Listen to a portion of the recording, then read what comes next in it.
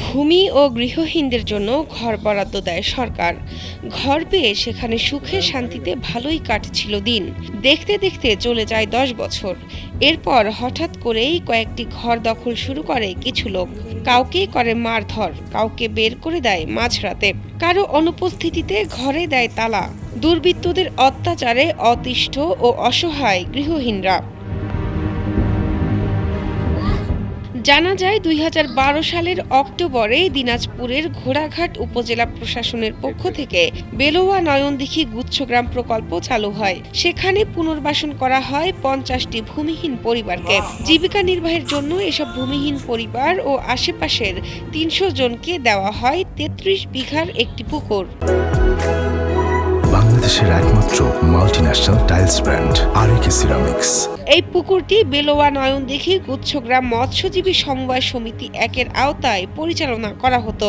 সমিতির সভাপতি মুকুল এবং সাধারণ সম্পাদক বক্কর। চেয়ারম্যানের লোক তারা। চেয়ারম্যানের অদৃশ্য ইশারায় চলে মুকুল, বক্কর ও আকবর বাহিনীর শাসন। সুযোগ বুঝে তারা আশ্রয়নের ঘর দখল করে, আর প্রতিবাদ করলেই দেখানো হয় ভয় ভীতি, করা হয় শারীরিক নির্যাতন। আকবরের অল ফ্যামিলির লোক আমাকে মারধর করছে সেই মতো করে। রাতের 8টা থেকে 12টা পর্যন্ত এমন মারধর করছে আমাকে।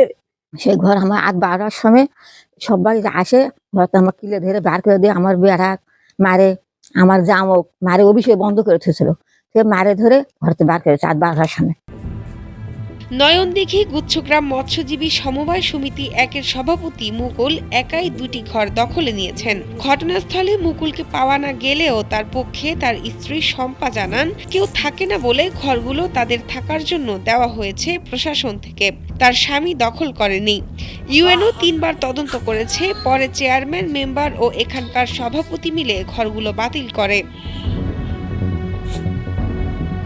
আরেকজনের ঘর দখলে নিয়ে নিজেরা ব্যবহার করছেন কেন প্রশ্ন করা হলে মুকুলের স্ত্রী জানান, সরকার থেকে একটি ঘর দেওয়া হয়েছে, সন্তানরা বড় হয়ে গেছে, তাই তাদের জন্য আরেকটি ঘরে থাকার ব্যবস্থা করেছে তারা।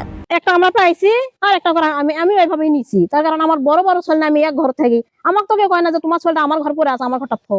এ ব্যাপারে স্থানীয় চেয়ারম্যান কবিরুল ইসলাম প্রধান ঘর দখলের অভিযোগ অস্বীকার করে জানান, তিনি সেই সময় ওমরা পালনে গিয়েছিলেন, এই বিষয়ে তিনি কিছুই জানেন না। ওমরাতে ছিলাম, এটা তখন যে ইউনো ছিল আমাদের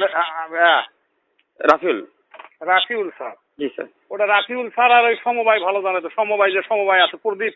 ঘোড়াঘাট উপজেলা নির্বাহী কর্মকর্তা রফিকুল ইসলাম জানান, 5 জনের কাছ থেকে তিনি অভিযোগ পেয়েছেন, তদন্ত করে ব্যবস্থা নেওয়া হবে। এই বিষয়ে আমার কাছে 5 জন অভিযোগ করেছে, আমি সরেজমিনে গিয়ে তদন্ত করব, তদন্ত সাপেক্ষে পরবর্তী আইনগত ব্যবস্থা নেওয়া হবে। গৃহহীনদের চাওয়া তাদের ঘরগুলো উদ্ধার করে যেন অতি সত্বর তাদের হাতে বুঝিয়ে দেওয়া হয়। শাহনাজ পারভীন, কালবেলা।